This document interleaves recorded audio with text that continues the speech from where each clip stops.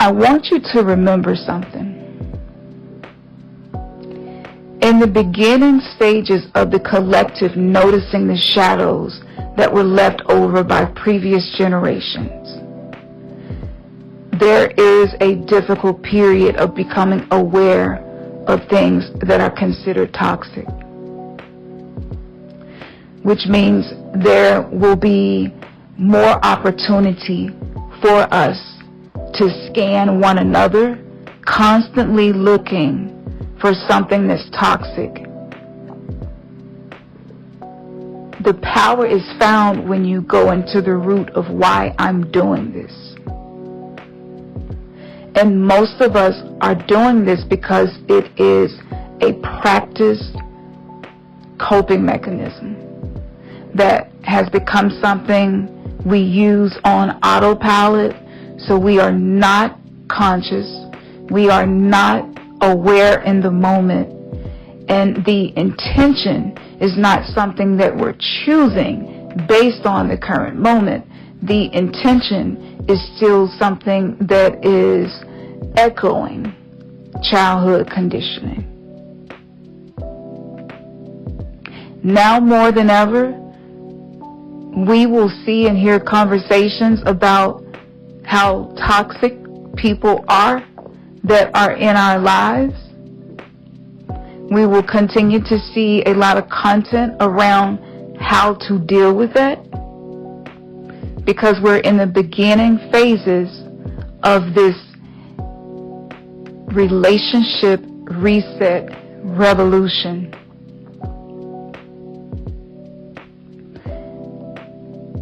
Simultaneously as this is occurring, there are different versions of reality on earth being presented to us.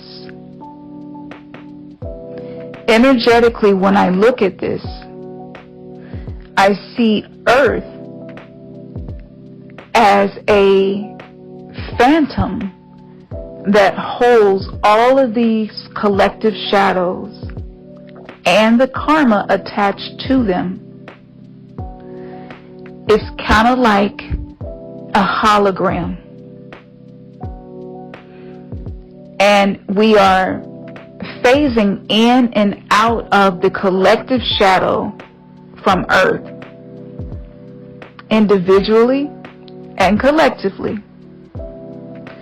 So it is to be expected that our natural process is to scan our environment to see who has toxic traits before we pay attention to ourselves, because that's what we were trained to do.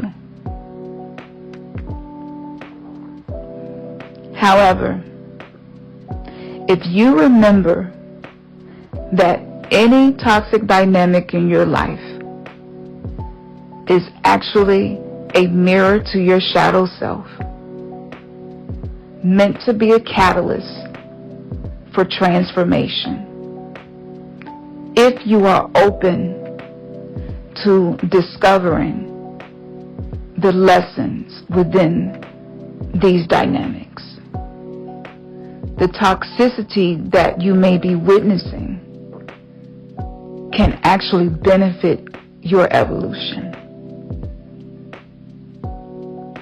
Our ego is going through its own transformation.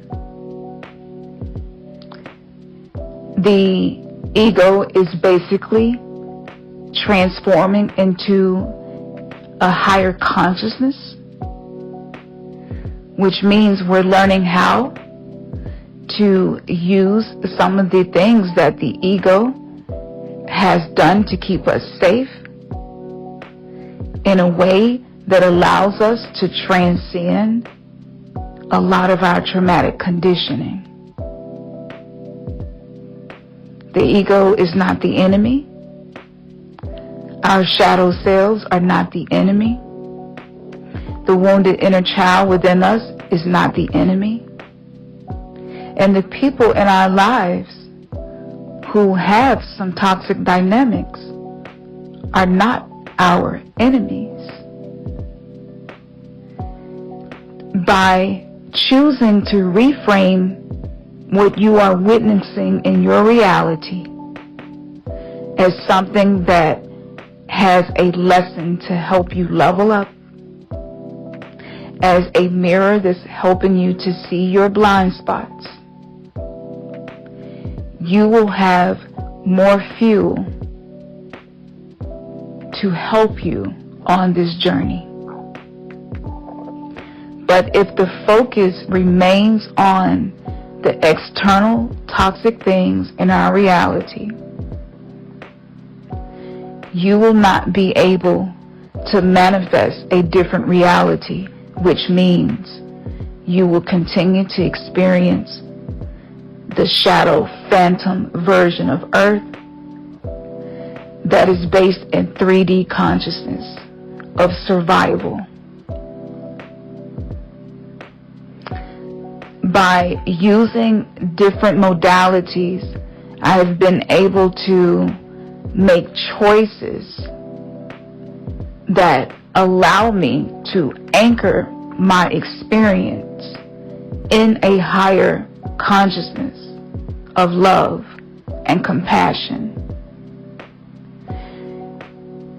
If the choices you are making do not support your growth, by default, you are choosing to exist on the version of Earth based in survival of the fittest, based in the hustle culture, based in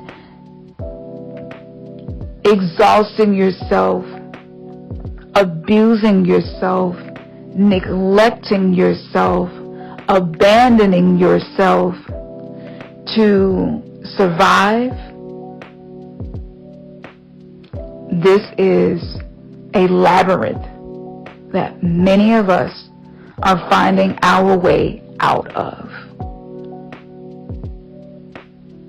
When you hear me speak of the two earths,